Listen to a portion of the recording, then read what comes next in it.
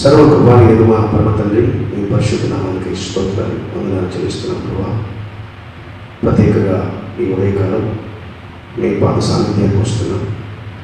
మీ కృపగల ఉపదేశాన్ని ధ్యానించడం ద్వారా అది మా జీవితాలకు నిరంతరము క్షేమము, సమాధానం, నెమ్మదిని అనుగ్రహించినట్లు సహాయపడండి. మీ వాక్యం వెళ్తోంది. వెలుగు లేని వారికి వెలుగును, తిరుగు లేని వారికి తిరుగునిచ్చి మీ వాక్య పరిపూర్ణతలకు మమ్మల్ని బలపరచండి. వాక్యం వింటూ ఉండగానే మా ప్రియులు ఎందరో వారు శారీరక రుగ్మతలతో బాధించబడుతున్నారు, వారికి స్వస్థతను సాధించండి. మానసిక ఒత్తిడిలో కృంగిన వారిని లేవనెత్తండి ప్రభువా. ఆధ్యాత్మిక ఎదుగుదలను వారు సరైనటువంటి ఆత్మ సంబంధమైనటువంటి మార్గంలో నడుచుటకు సహాయపడమని మీ దాసులను, మీ పరిచారకులను మీ పక్షంగా నిలుచుని మాట్లాడుతుండగా సంపూర్ణంగా ప్రభువా నన్ను మీ స్వాధీనంలో ఉంచమని మనం చూస్తున్నాం.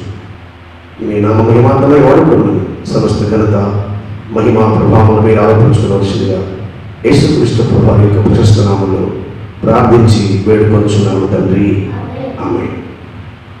మంచిది. ఈరోజు మన పాఠ్యభాగం లూకా శుభవార్త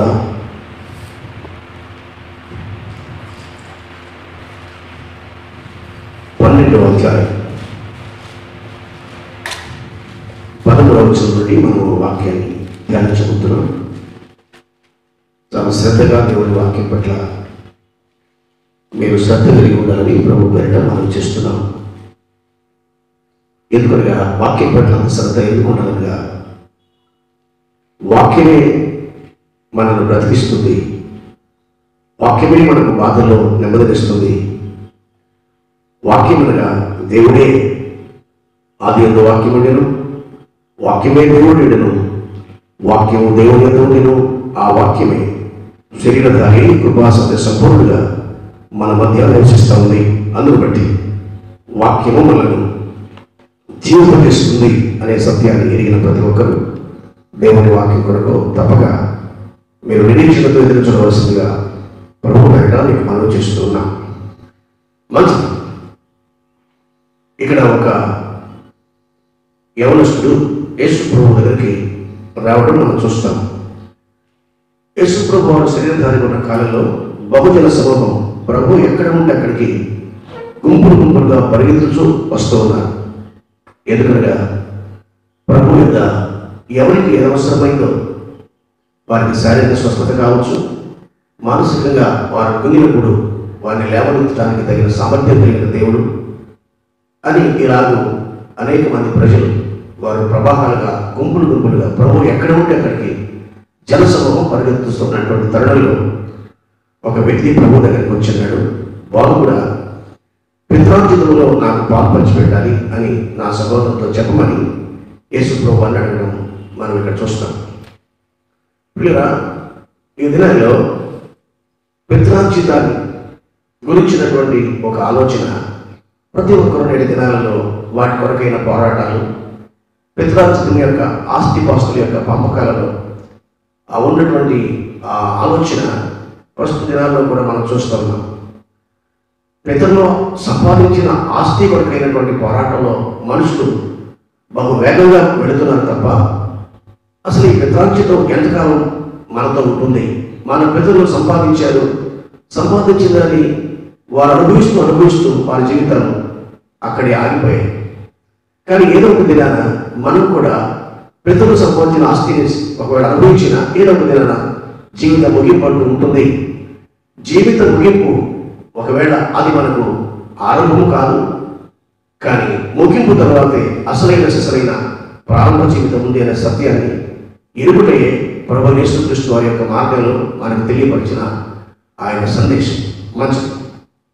ఇప్పుడు ఇతను వచ్చి అంటాడు, బోధకుడా, పిత్రార్జితంలో నాకు పాలు పంచిపెట్టడానికి నా సహోదరులతో చెప్పాలి అని ప్రభువు అడిగితే, పోయి మీ మీద తీర్పుగా నేను పంచిపెట్టువాను కానీ నన్ను ఎవరు నియమించని అతనితో చెప్పాను. యేసుక్రీస్తు ప్రభువు వచ్చింది పిత్రార్జితాన్ని పంచిపెట్టడం కోసం రాలేదు, కానీ యేసు ప్రభువు తన ప్రాణాన్ని ఆయన నశించిపోతున్న మానవాడి వరకు త్యాగం చేయడానికి వచ్చినట్లుగా చూస్తాం. దీన్ని బట్టి యేసు ప్రభువు చెప్పాడు, ఒకడు సర్వలోకమును సంపాదించుకొని వారి ప్రాణం పోగొట్టుకుంటే వారికి ఏమీ ప్రయోజనం కదా దేవుని వాక్యం సెలవిస్తుంది.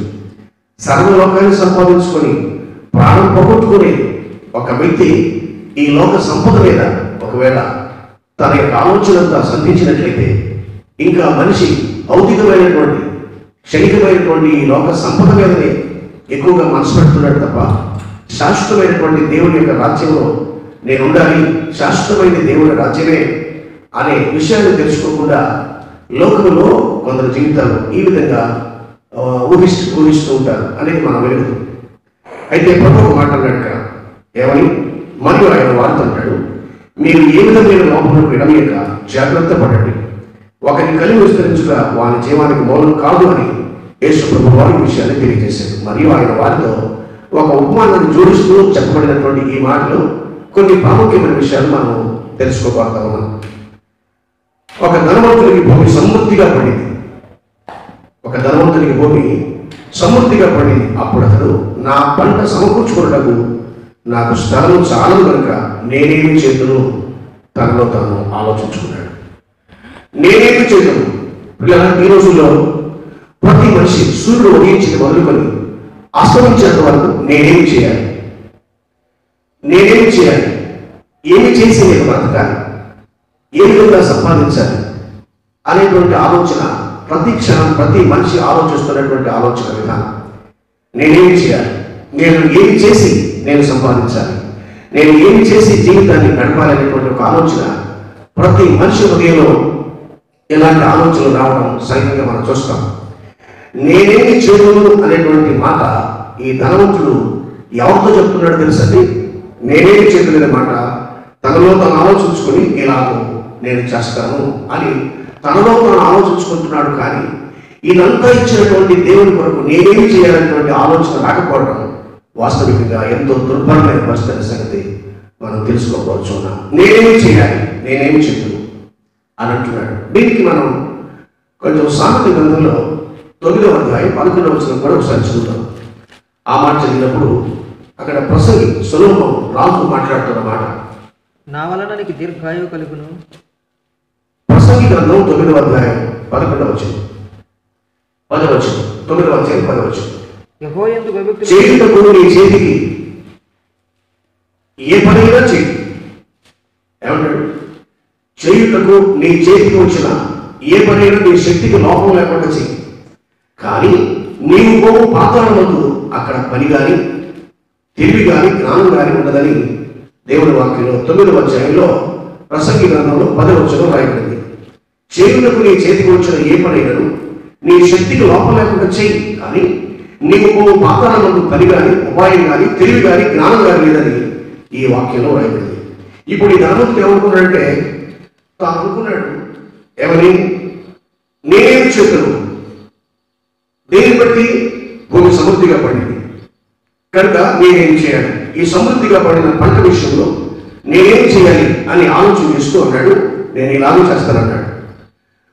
ఈ ధనవంతుడికి ఉన్నటువంటి అజ్ఞానం ఏంటంటే, సమృద్ధిగా పంట పడటానికి కారణం ఎవరో, ఈ భూమి ఆకాశం సృష్టించిన దేవుడు ఎవరో, అసలు తన ప్రాణానికి మూలమైన సంగతి తెలియకుండా ఈ ధనవంతుడు ఎందుకు దేవుని మర్చిపోయి మాట్లాడుతున్నాడంటే కారణం, ఈ ధనమే నాకు దైవం అనుకున్నాడు, ఇదే నా సర్వస్వం అనుకున్నాడు. అందుకని ఇలా మాట్లాడడం ప్రారంభించాడు. ఏమని మాట్లాడుతున్నాడంటే, నా కుట్లు విప్పి, గమనించాలి ఇక్కడ, నా కుట్లు విప్పి వాటికంటే గొప్ప వాటిని కట్టించి అందులో నా ధాన్యమంతటిని నా ఆస్తిని సమకూర్చుకొని నా ప్రాణంతో, పిల్లరా ఈ చదువుకున్నటువంటి ఈ భాగంలో నా కుట్లు, నా ధాన్యం, నా ఆస్తి, నా ప్రాణమని ఈ మాటలు మాట్లాడుతున్నప్పుడు వాస్తవికంగా ఈ ధనవంతుడు ఎంత ధనం అనేటువంటి గుడ్డితనంలో ఆశయించి మాట్లాడుతుండడం చూస్తున్నాం. అసలు ఆ కుట్లు ఎవరి, ఆ ధాన్యం ఎవరిది, ఆ సమృద్ధి ఎవరిచ్చారు, తనలో ఉన్న ప్రాణము ఎవరి ద్వారా లభించింది అనే విషయం తెలుసుకోకుండా నా ప్రాణము, నా ధాన్యం, నా కుట్లు అని మాట్లాడుతుండడంతో పైకి ఇంకోటంటాడు, ప్రాణంతో ప్రాణమా అనేక సంవత్సరములు విస్తారమైన ఆస్తి నీకు సమకూర్చబడి ఉన్నది. అనేక సంవత్సరాలు నేను అనుకున్నాడు, నేను సంపాదించిన అనుభవించడానికి నేను అనేక సంవత్సరాలు బ్రతుకుతాను అనుకున్నాడు. కానీ దేవుని వాక్యం చెప్తా ఉంది 9:11 వచనంలో సామెతలు అంటాడు రాజైన సొలొమోను, నా వలన నీకు జీవించు సంవత్సరాలు అధికమవుతాయి అన్నాడు. ఇలా గమనించారు.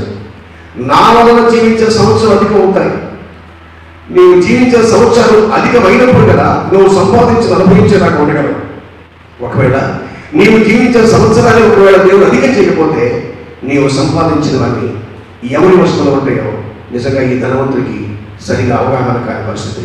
అంటాడు, అనేక సంవత్సరములకు విస్తారమైన ఆస్తి నీకు సమకూర్చబడి ఉన్నది, సుఖించుము, తినుము, త్రాగుము, సంతోషించుమని చెప్పుకుందును అనుకుంటున్నాడు. అయితే దేవుడు అంటాడు, వెర్రివాడా. ఎవరినండి మాట అనేది? ధనవంతుడి. ఎందుకు ధనవంతుడిని సరిగా లోకంలో చాలా మంది ఏమని అతని గురించి గొప్పలు చెప్తారంటే, అతనికి ఎవరిని ధనం ఉన్నవాడు, చాలా ఆస్తిపాస్తులు ఉన్నటువంటి వాడు, కోట్లు గడించిన వాడు, ఎన్నో రకాలైనటువంటి పలుకుబడి ప్రతిష్టతను సంపాదించుకున్నవాడని మనం అయితే మనిషిని గొప్ప చేస్తాం. కానీ ఇప్పుడు దేవుడు అతన్ని గొప్ప చేయలేదని, అతను ఏ స్థితిలో ఉన్నవాడు అనే సంగతి తిరిగి, ఓరి వెర్రివాడా, చదవండి, ఓరి వెర్రివాడా, ఈ రాత్రి నీ ప్రాణము అడుగుచున్నాడు, నీవు సిద్ధపరిచినవి ఎవరి అతనితో చెప్పాడు. పిల్లరా, ప్రతిరోజు మనిషి లేచి దగ్గర నుంచి సూర్యుడు ఉదయించి మొదలుకు అస్తమించేంత వరకు తన కొరకు సిద్ధపరచుకుంటున్నాడే తప్ప కానీ తన జీవితాన్ని దేవుని కొరకు సిద్ధపరచుకోలేకపోవడం అంతకంటే మించిన వెర్రివాడు లోకంలో ఏ ఒక్కడు మచ్చు కనపడాడు. కనుక నేనేమి చెప్పును అంటున్నాడు.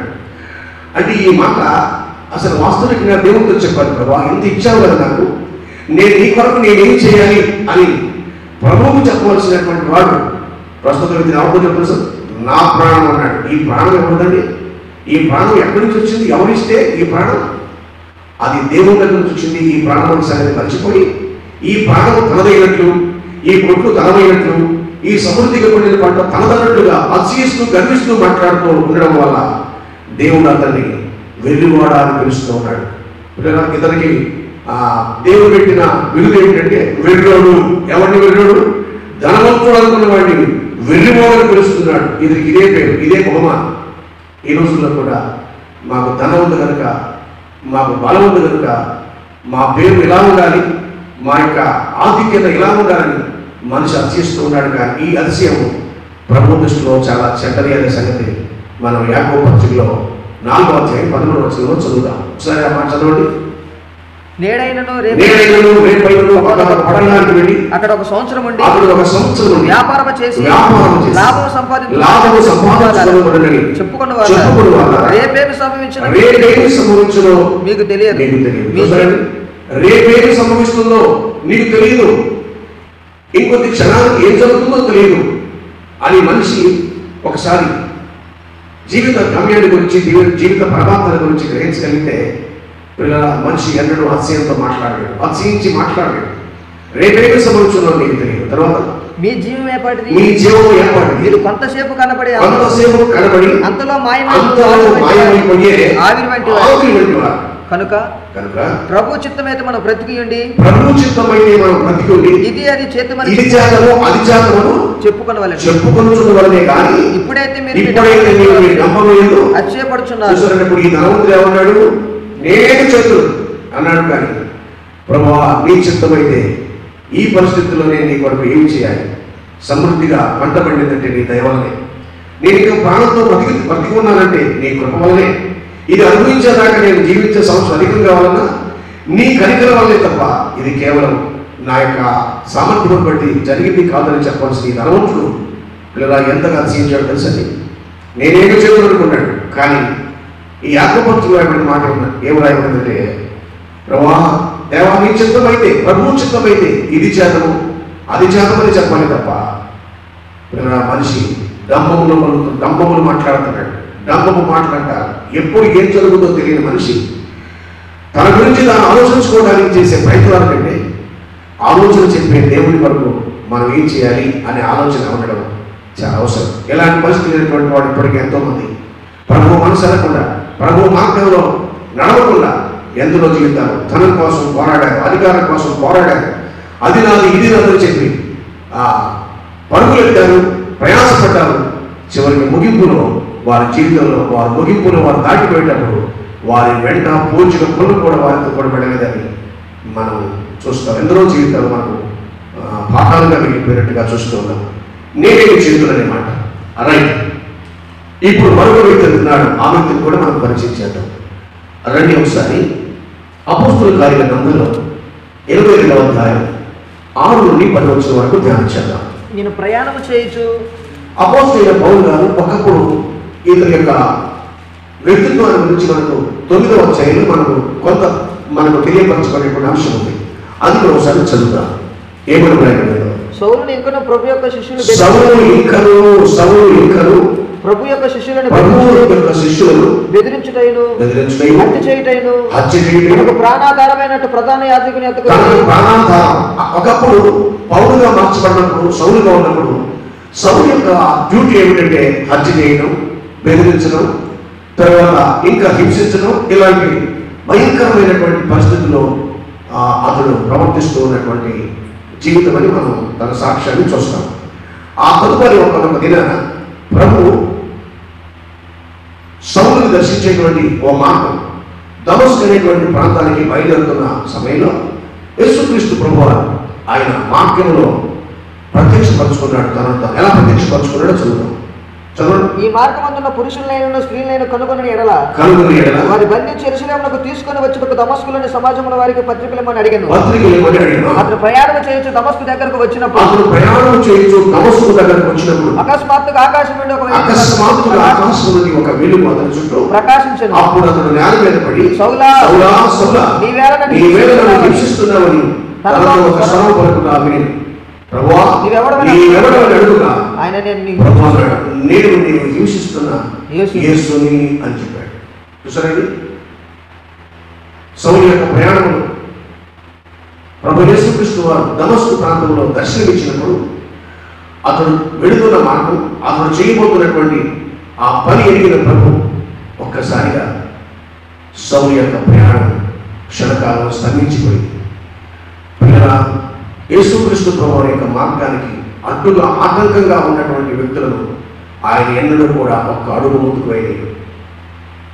అందుకని అనుకున్నాడు, నాకు ఎదురు అనుకున్నాడు, నాకెవరు అడ్డు రాకూడదు అనుకున్నాడు. ఆయన అత్యంతో చేస్తున్నటువంటి ఆ పనిని అడ్డుకోవడానికి మనుషులు ఎవరు అడ్డుకున్నా దాటిపోగలరు. కానీ సర్వశక్తిమంతులైన దేవుడు ఒక్కసారి నీకు ఎదురు పడితే ఒక్క క్షణం కూడా నీ ఊపిరి పీల్చుకోలేవు, నీ అడుగు ముందుకు వేయలేవు అనే సత్యాన్ని సౌలు జీవితంలో మనం తేటగా చూస్తాం. ఇట్టి సౌలు ఇలాంటి పరిస్థితుల్లో ఇప్పుడు రండి మనం చదువుకున్నటువంటి 22వ అధ్యాయం 6 నుండి 10. నేను ప్రయాణం చేస్తూ దమస్కును సమీపించినప్పుడు మధ్యాహ్న కాలం ముందు ఆకాశం నుండి గొప్ప వెలుగు అకస్మాత్తుగా మధ్యాహ్న కాలమున ఆకాశం నుండి గొప్ప వెలుగు అకస్మాత్తుగా నా చుట్టూ ప్రకాశించింది. నేను నేల మీద పడి, సౌలు సాక్షిస్తున్నాడు, ఆ సమయంలో నేను నేల మీద పడి, సౌలా సౌలా సౌలా సౌలా నీవెందుకు నన్ను హింసించున్నావని, నీవు నన్ను ఎందుకు హింసిస్తున్నావని నాతో ఒక స్వరం పలుకుట నేను వింటిని. అందుకు నేను ప్రభువా నీవెవరని అడిగినప్పుడు నీవెవరు, ఇక్కడ ఒక క్షణం ఆగుతాను.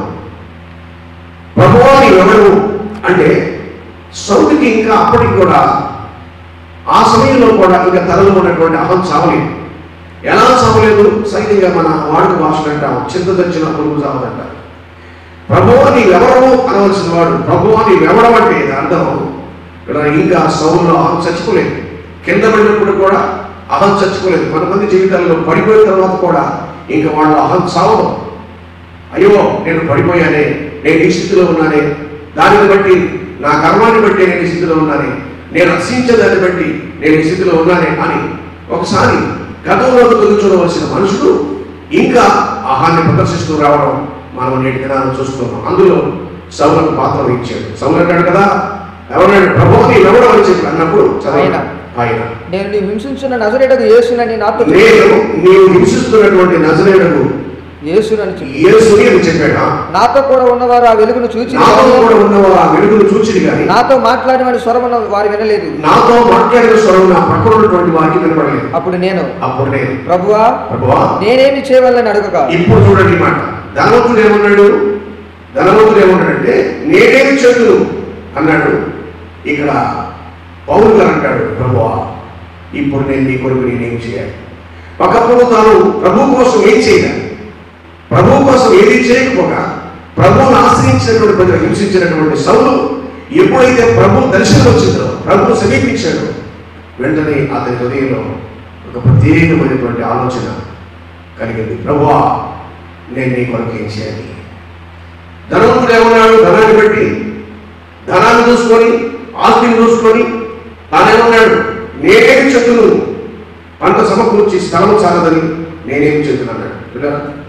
గమనించండి, ఆ ధనవంతుడేమో సంపాదించిన ధనాన్ని బట్టి నేనేమి చేయాలని చెప్పి తన ప్రాణంతో చెప్తున్నాడు.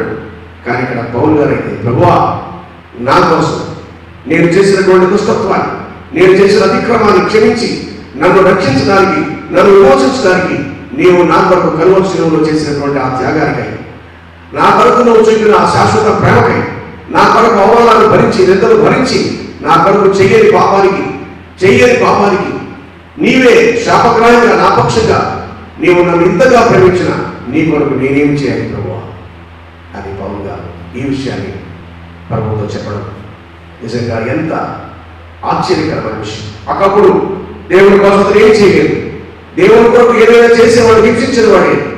ఇప్పుడు ప్రభు దర్శనంతో, దేవా, నేను నీ కొరకు ఏం చేయాలి? అప్పుడు ప్రభు చెప్తున్నాడు, చదువునా, ఏమన్నాడు? ప్రభు, నీవు లేచి దమస్కులోనికి వెళ్ళుము. ఇప్పుడు చూడండి, ప్రభు నీవు లేచి నీవు దమస్కులోనికి వెళ్ళు. అక్కడ నీవు చేయటకు నియమింపబడినవని నీకు చెప్పబడిన, అక్కడ నీకు ఏం చేయాలో నియమించబడినవని నీకు చెప్పబడినని నాతో అని. ఇప్పుడు పౌలు గారు అంటున్నాడు, ప్రభు ఏమన్నా సరే నువ్వు లేచి ఇప్పుడు ఎక్కడికి వెళ్ళాలి? దమస్కులోకి వెళ్ళమన్నాడు.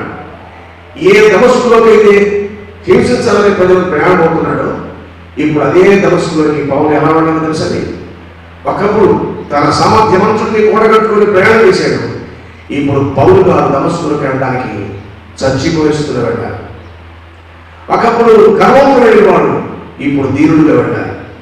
దీనుడుగా వెళితే ఆ దమస్కు పట్టిన ప్రజలు నిజంగా పౌల్ని ఏమైనా చేయొచ్చు. ఎందుకో తెలుసా?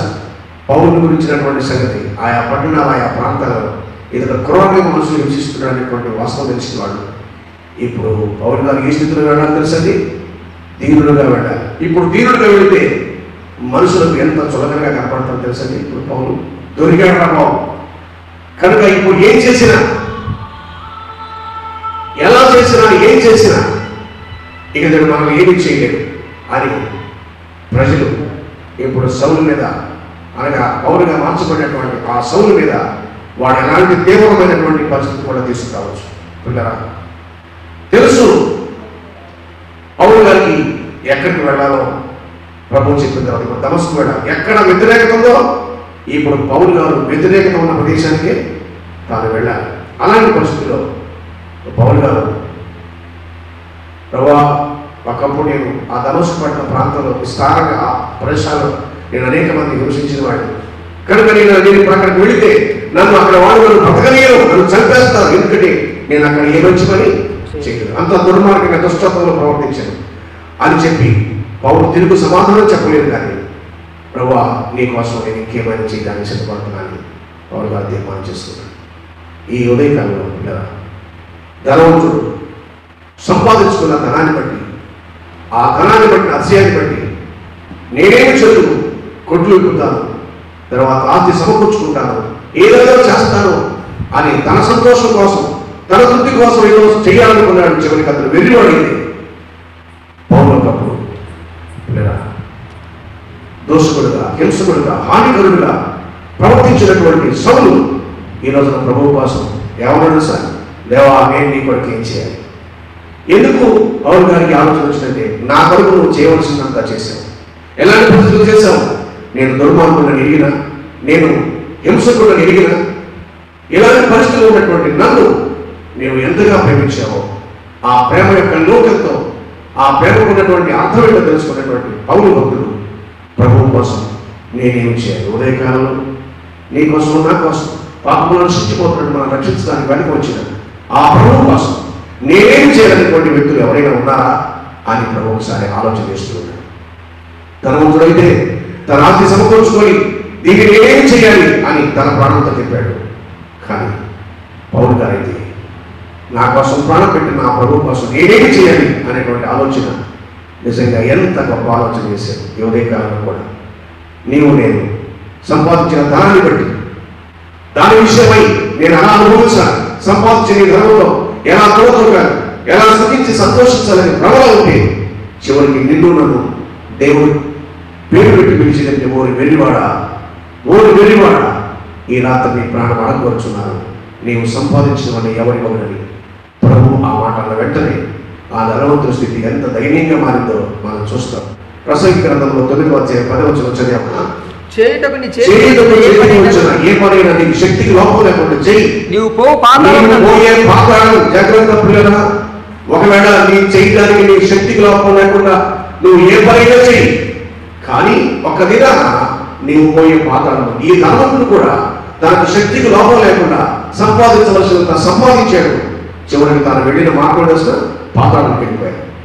పాతాళానికి వెళ్ళిపోయిన తర్వాత ఇంకేం పని లేదు, దగ్గర సంపాదన లేదు, కూడబెట్టే పని లేదు. కానీ సంపాదించిన ధనాన్ని బట్టి రక్షించినటువంటి ధనవంతుడు చివరికి అతను సంపాదించుకున్నది ముగింపులో పాతాళాన్ని సంపాదించుకున్నాడు, కానీ పరలోకాన్ని పోగొట్టుకున్నాడు. ఈ లోకంలో ధనాన్ని సంపాదించి, ఆస్తిపాత్ర సంపాదించి, దేవుని గురించి ఆలోచన అవగాహన లేకుండా ఒకవేళ గర్విష్ఠుడిగా బ్రతికితే ఆ ధనవంతులోనే పాతాళమే ముగింపులో మనకు మిగిలేదు. కానీ పౌరులు ఒకప్పుడు హింసకుడు, దోషకుడు, హానికరమైన బ్రతికినవాడు ప్రభువు కోసం ఏమి చేయాలి ప్రభు అని కొరకు అన్నాడు. చేయవలసిందంతా చేశాడు. చివరికి పరలోకాన్ని సంపాదించుకున్నాడు పౌరులు. ఈ ఉదయకాలంలో ధనవంతుడు వల్ల ధనాన్ని తీసుకొని గర్వించి పాతాళానికి వెళ్తావా? ఒకవేళ ప్రభువు కోసం మిగిలిన శాశ్వతంలో చేయవలసింది ప్రభువు కోసం చేసి ముగింపులో పరలోకాన్ని పెడతావా? ఈ రెండింటి మధ్యలో ఏది అవసరమైన తీర్మానం చేసుకుందాం. అలా తీర్మానం చేసుకుని ప్రభు రాజ్యములకు మన వారసులుగా సిద్ధపడతాం. అట్టి కృప దేవుడు మనకు తోడే నడిపించిందాక. ఆమె ప్రార్థన చేసుకోండి. పరిశుద్ధమైన మా తండ్రి నీకు స్తోత్రం. దేవా, ప్రతి మనిషి సూర్యుడు ఉదయించిన మొదలుకు అస్తమించుకోవాలి, ఏదో పని చేయాలి, ఏదో ఒకటి సంపాదించాలి. సంపాదించిన దాన్ని బట్టి సంతోషించాలి, అతిశయించాలని అతిశయించినటువంటి మానవుడు ఈ రోజున దేవుడి గురించి ఆలోచించుకోవడం, దేవుడి ఇచ్చిన సముద్రం బట్టి ఇది దేవుడి వల్ల నాకు కలిగిందనే కృతజ్ఞత లేకుండా బ్రతికి ప్రతి మనిషి దేవా మీ దృష్టిలో వెలువడిగా మిగిలిపోయాడు. కానీ ప్రభువా, ఇదంతా నీ దయ వల్లే కలిగింది. ఇదంతా ప్రభు మాకు కలిగినవన్నీ మీ కృపవల్లే మాకు లభ్యమయ్యేటటువంటి కృతజ్ఞతా భావంతో బ్రతికి ప్రతి మనిషి తప్పకుండా నాయన మీరు స్థలంలో ఉండబోతున్నాడు, మీరు సిద్ధపరిచిన రాజ్యంలో వారసుడు ఉండబోతున్నాడు అనే సత్యాన్ని సౌలులా ఒకప్పుడు ఉండి నాయన ప్రజలను హింసించినవాడు, హత్య చేసేవాడు, ప్రాణాధారం ఇచ్చుకున్నవాడు ఒక దినాన ప్రభువా మీరు స్వరాజ్యం ఇచ్చి సంపాదించినటువంటి సంఘం కోసం ప్రభువా తన వంతులో ఏమి చేయాలనుకున్నాడు, అది చేశాడు. చివరికి మీ రాజ్యంలో గొప్ప స్థానాన్ని ఆక్రమించుకున్నాడు. అట్టి కృప మీరు మాకు దయచేయవలసిందిగా మనం చేస్తూ మీ ప్రియకుమారుడు రక్షకుడైన యేసయ్య నామమున ప్రార్థించి వేడుకొనుచున్నాను తండ్రి. ఆమె మన తండ్రి దేవుని ప్రేమ, ప్రభువు యేసుక్రీస్తు వారి కృప, పరిశుద్ధాత్మ యొక్క నిత్య సహవాసము, సమాధానం వాక్యం ఉన్న మా పిల్లలందరికీ కూడా ధనవంతుడి జీవితానికి తిరిగినైన పౌలు గారి యొక్క జీవితానికి ఉన్న ఆ వ్యత్యాసాన్ని తెలుసుకొని దేవుని రాజ్యానికి సిద్ధపడినట్లుగా మీ కృపా సమాధానములు సదాకాలము తోడై ఉండుగాక.